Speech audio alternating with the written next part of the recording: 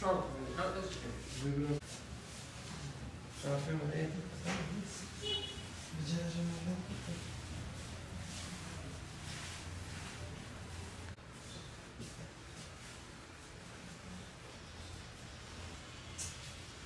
Devam bu kanalın televizyonu.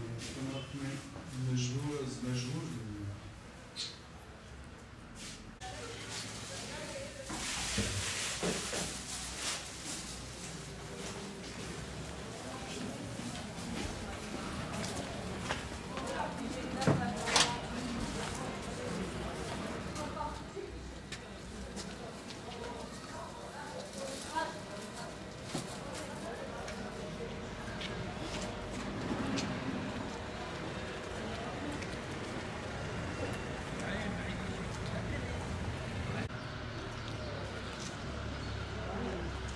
Tamam.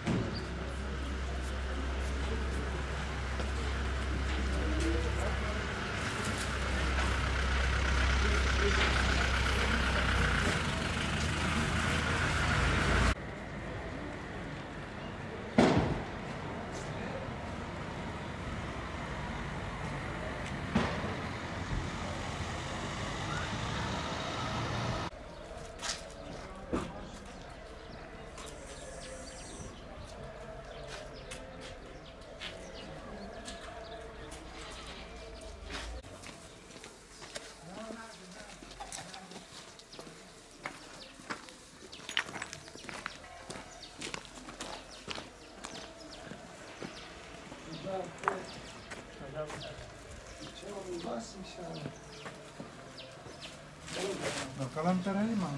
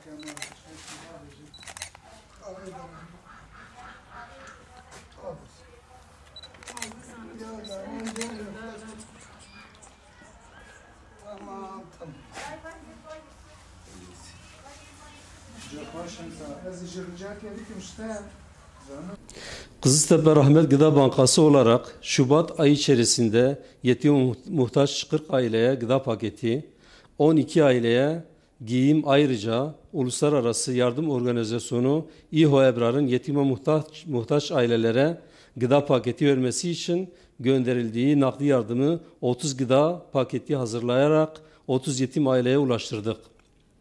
Toplamda 82 aileye 4600 TL değerinde yardımda bulunduk.